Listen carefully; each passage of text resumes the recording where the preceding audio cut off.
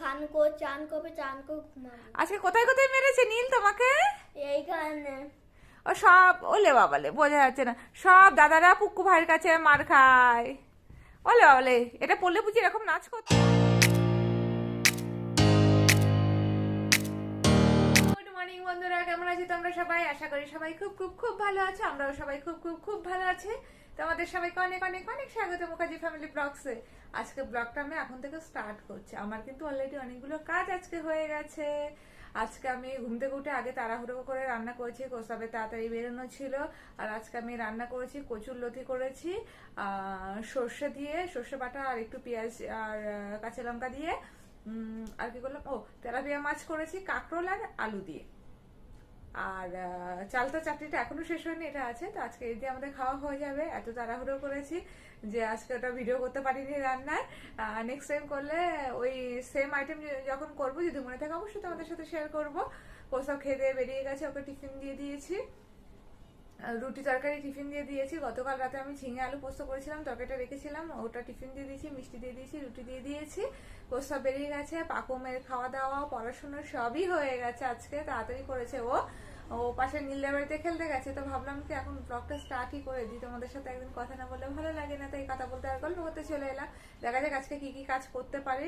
সারাদিন ধরে তো 2 দিন ধরে খুব বৃষ্টি, জামা কাপড় কিচ্ছু শুকাচ্ছে না, কিছু কাচাকুচি করতে পারছি না, সব জাম করা রয়েছে। বড় সড়ো একটা ঢিবি হয়ে গেছে জামা কাপড়ে। একটু রোদ্দুর হলেও তো সেগুলো করতে হবে বলো, নাহলে গন্ধ হয়ে যায়। আমার বিচ্ছিরি লাগে। আর বর্ষাকাল আমার মোটেই পছন্দের কাল না, আমার কোনোদিনই ভালো লাগে না। কোসাবের আমার খুব পছন্দের কাল বর্ষাকাল। আমার তো বর্ষাকালে বাইরেও বেরোতে ইচ্ছা করে না, কিছুই না। তাও গতকাল অনেক বৃষ্টি ভিজেছিলাম, কিন্তু ঠান্ডা ঠান্ডা কিচ্ছু লাগেনি, জানো তো। আমি বাইরে বেরোই না, বৃষ্টি ভেজে অভ্যাস নেই, তবু আমার কিচ্ছু ঠান্ডা লাগেনি, ভালোই আছে। তো দেখা যাক আর কি কাজ করতে পারি, অবশ্যই তোমাদের সাথে শেয়ার করব। বন্ধুরা, তোমাদেরকে আজকে একটা গাছ আমি শেয়ার করছি। এটা বাবা না এই বালির মধ্যে কি রুট হরমোন আর কি সব দিয়ে এটা প্রসেস করেছে একটা ভাঙা বালতির মধ্যে, আর ডাল নিয়ে এসে পুঁতে দিয়েছে। সেই ডাল 15-20 দিনের মধ্যে এরকম পাতা গজিয়ে গেছে, দেখতে পাচ্ছ?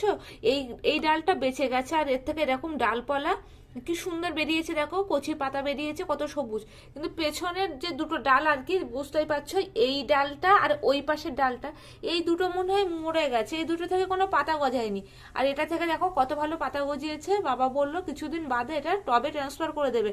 একটা মজার জিনিস দেখো, এটা কিন্তু ম্যাক্সিমামটা বালি, আর এই দেখো শেকড়ও গজিয়ে গেছে। এই যে দেখতে পাচ্ছ, আমি শেকড়টা বেশি নাড়াতে চাইছি না বলে তোমাদেরকে দেখাতে পারছি কিনা জানি না, বুঝতে পারছো?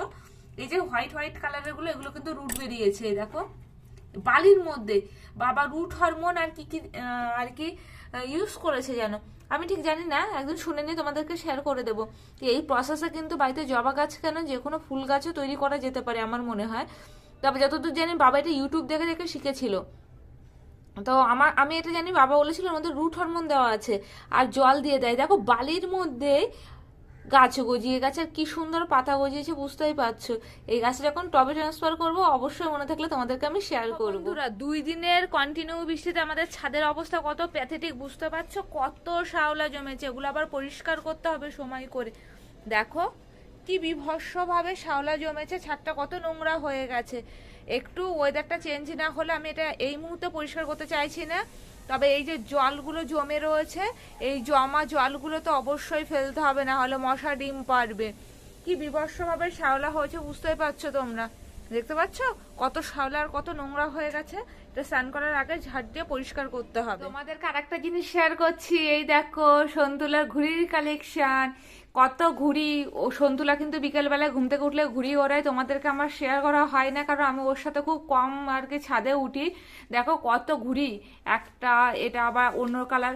আর সব থেকে বড় কথা, আমি ঘুড়ির নাম জানি না, ছেলে কিন্তু সব ঘুড়ির নামও জানে, দাদার থেকে শিখেছে। ও দাদাই পাপাই ওর 3 জনের প্রচন্ড ঘুড়ি ওড়ানোর নেশা। শুধু বিশ্বকর্মা পুজোতেই যে ঘুড়ি ওড়ায় তা কিন্তু নয়, ওরা সারা বছর মোটামুটি ঘুড়ি ওড়াতে থাকে, যদি ঘুড়ি ওড়ানোর আর কি পজিশন থাকে। তো আমি তো জানি না যে মানে কেমন আর কি ওয়েদারে ঘুড়ি টুড়ি ওড়ায়, তবে বিশ্বকর্মা পুজোর পর থেকে মোটামুটি আরো ভালোভাবে হয়ে যায়, আর রীতিমতো চিৎকার করে ঘেমে নিয়ে একসাথে হয়ে যায়। দেখতে পাচ্ছ কত ঘুড়ি এখনো পর্যন্ত, 1, 2, 3, 4, 5, 6, 7, 8, বাবা এইখানেও পড়ে গেছে। এগুলো আবার কি ঘুড়ি জানি না, কত টাইপসের ঘুড়ি। এই যে সব বুঝতে পারছো, এগুলো বাবা কিনে নিয়ে আসে। কোস্তাব আগে যেত, এখন সময় পেলে ও কিনে নিয়ে আসে। এই দেখো কত ঘুড়ি, এই ঘুড়িগুলো পাখুম অনেকটাই ওড়ানো শিখেছে। আর যদি আমি আর কি যাই ঘুড়ি ওড়ানো দেখতে, তাহলে অবশ্যই তোমাদের সাথে শেয়ার করব যে ঘুড়িগুলো পাখুম কিভাবে ওড়ায়। আর বাবা কোস্তা খুবই ভালো ঘুড়ি ওড়ায়, মানে ওদের চিৎকার চেঁচামেচিতে আবার শাক কাসর সব নিয়ে ওঠে ওপরে, ভোকাটা হয়ে গেলেই চিৎকার আওয়াজ, মানে ভীষণ মজা পায় ওরা। এখন সময় হয়ে ওঠে না, কোস্তাব তো সারাক্ষণ বাড়িতে থাকতে পারে না, তবে সুযোগ পেলে 3 পুরুষ আর কি ছাদে উঠে যায়, বাবা কোস্তাব আর নাতি 3জন মিলে ছাদে উঠে যায়। চলে এসছে নীলের বাড়ি থেকে, নীলের মাম্মাম ওকে এভাবে পাঠিয়েছে, বলে যা মাম্মামকে দেখিয়ে ও একটা পুতুল নিয়ে চলে এসছে। ওলে বাবলে বাবা পেছন ফেরো দেখি তো পুতুলটা কত বড়, ওলে বাবালে ও নামছেই না কেন, কি বলছে তোমার কাছেই থাকবে, তোমার ঘাড়ে চলেই থাকবে? তো দেখি এদিকে ফেরো, এই নাম আমার ছেলের ঘাট থেকে নাম, সন্তুলের ঘাট থেকে নাম। তুমি এটা পরে মজা পেয়েছো? আর নীল কি করছে এখন? খানু করছে। নীল দুষ্টু করছে না? না, খান করে চান করবে, চান করে ঘুমাবে। আজকে কোথায় কোথায় মেরেছে নীল তোমাকে? এইখানে ও সব, ওলে বাবালে বোঝা যাচ্ছে না, সব দাদারা পুক্কু ভাইয়ের কাছে মার খায়। ওলে বাবালে, এটা পড়লে বুঝি এরকম নাচ করতে হয়? ও তো নাচ করছে তোমার সাথে। যাও নীলের খেলুটা নীলকে দিয়ে আসো তাড়াতাড়ি। আজকে সব কাজ করে বলতে পারো, তারপরে বিছানা গোছাতে এসেছি। তো ভাবলাম তোমাদের সাথে আমি কোন প্রসেসে ঝটপট করে মশারি ভাঁজ করি তোমাদেরকে শেয়ার করে দিই। আগে মশারি যে এই যে কোনাগুলো, এই কোনাগুলোকে আমি এক কোনা দিয়েই ধরি, এই যে এই দুটো আর কি একসাথে করলাম, করে আমি এটা এভাবে পেঁচাতে থাকি, কারণ এটা মশারিটা খুব সফট, ঠিক আছে? আর এটা আমি কোস্তাবের থেকে শিখেছি। কোস্তাব একদিন বলছে সময় এইভাবে যদি রাখা যায়, এমনও তো হতে পারে যদি মশারির মধ্যে মশা থেকে যায়, তো সে তো মরে যাবে বা বেরোতে পারবে না, বাদে আমরা মেরে ফেলবো। তো যাই হোক, যাতে মশারির মধ্যে মশা না ঢোকে, তো এই প্রসেসে দেখো এটা কত ঝটপট হয়ে গেল, মানে এইভাবে পেঁচিয়ে রাখা। এই যে আমার হয়ে গেল মশারি গোছানো। আমি এমনি ভাঁজ করতে পারি, এটা কোস্তাবের থেকে শেখা। আর এটা সব থেকে ভালো আলসে ট্রিক্স।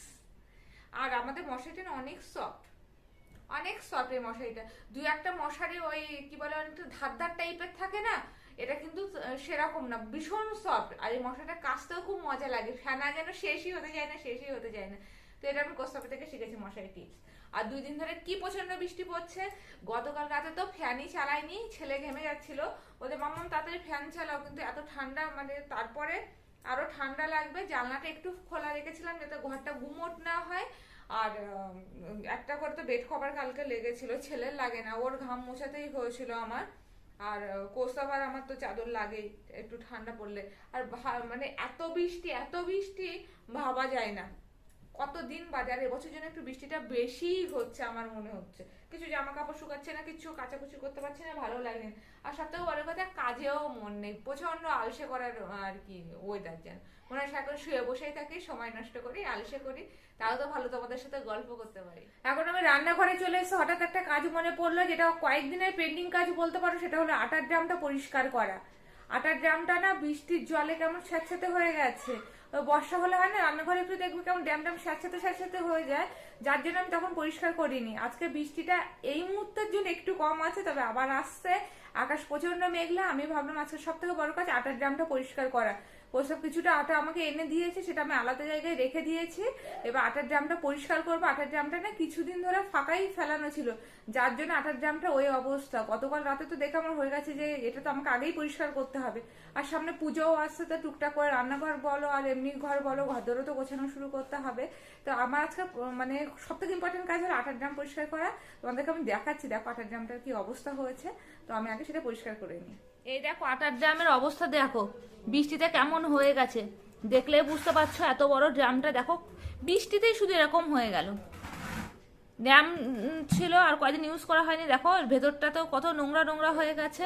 আর ওটা দিয়ে আমি আটা আর কি বলে ওটাকে, ছাকনি, জালি দিয়ে যে আটাটাকে আগে ইয়ে করে নিই। তো দেখো সব মিলিয়ে কি নোংরা হয়ে গেছে। তো আমার এটা প্রথম কাজ থাকবে এটা পরিষ্কার করা। তো আমি এখন এটা পরিষ্কার করতে যাচ্ছি। পরিষ্কার করার পরে এটা দেখতে কেমন হয় তোমাদেরকে দেখাচ্ছি, আর আমি কিভাবে পরিষ্কার করছি অবশ্যই তোমাদেরকে বলবো। আমি শুধু স্কচ ব্রাইট দিয়েই আর ভিম বার দিয়ে ঘষছি, তাতেই পরিষ্কার হয়ে যাচ্ছে। এত নোংরা হয়েছিল না, দেখতেই পাচ্ছ একবারে ঘষাতে কত পরিষ্কার হয়ে যাচ্ছে। আমি একটু ভিজিয়ে নিয়েছিলাম আগে, যাতে নোংরাগুলো খুব ভালো ওঠে। তো মনে হচ্ছে তো চকচকে হয়ে যাবে, পরিষ্কারও হয়ে যাবে। এবার এটাকে ভালো করে শুকিয়ে তারপরে এর মধ্যে আটা রাখবো, তাহলে কি হবে বলো তো, আটাটা আর কি ভালো থাকবে। আর একবারে না অনেক আটা সব কি করে, একবারে মাঝে মধ্যে অনেক আটা নিয়ে চলে আসে, ওটাকে স্টোর করে রাখাটা সত্যি চাপের হয়ে যায়, কারণ বর্ষাকালে একটু পোকামাকড়ের ভয়ও লাগে। তো ঢাকাটা দেখো আমি কিছুদিন আগে পরিষ্কার করেছিলাম, ভেতরটা সেই পরিষ্কারই রয়েছে, শুধু এই বর্ষার ড্যামে এরকম হয়ে গেছে দেখতে, কি ভয়ঙ্কর অবস্থা হয়েছিল। এই দেখো এটাকে আমি আগে ঢাকাটাকেই আর কি ধুয়ে নিলাম, এই যে পরিষ্কারই হয়ে গেছে। এই ড্রামটা অনেক দিনের পুরনো ড্রাম, জানো তো, আমি মানে বিয়ের পর থেকে রেখে আসছি। তো আমার বিয়েই তো হয়ে গেল বেশ 7-8 বছর তো হয়ে গেল। তো আমি চকলেট থেকে এই ড্রামটা দেখে আসছি। এই দেখো কত ভালো পরিষ্কার হয়ে গেছে, এই দেখো ঢাকাটা। এবার আমি ড্রামটাও এবার পরিষ্কার করে নেব। ড্রামটা পরিষ্কার হয়ে গেছে, কত ভালো দেখো, আর কেমন হয়ে গেছিল। আর এটা হলো এমনি একটা দাগ, এই যে বুঝতে পারছো, এই দাগ এমনি ওঠে না, প্লাস্টিকের দাগ, এটা অনেকদিন ধরে ইউজ হচ্ছে। এবার এটাতে আমি জল ঝরার জন্য এটাকে আমি উপর করে দেব। তো আমার একটা বড় কাজ আজকে হয়ে গেছে। খিদে পেয়ে গেছে, তো আমি ওটস খাচ্ছি, ছেলের জন্য ওটস করেছিলাম, একটু বেশি হয়ে গেছে, আমি খেয়ে নিচ্ছি। এটা দুধ দিয়ে করা হচ্ছে ওটস, এই যে দেখো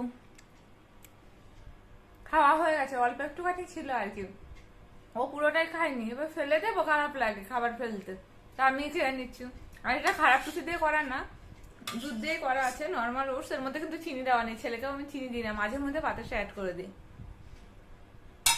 ছেলে এইভাবে খেতে অভ্যাস হয়ে গেছে জানো তো।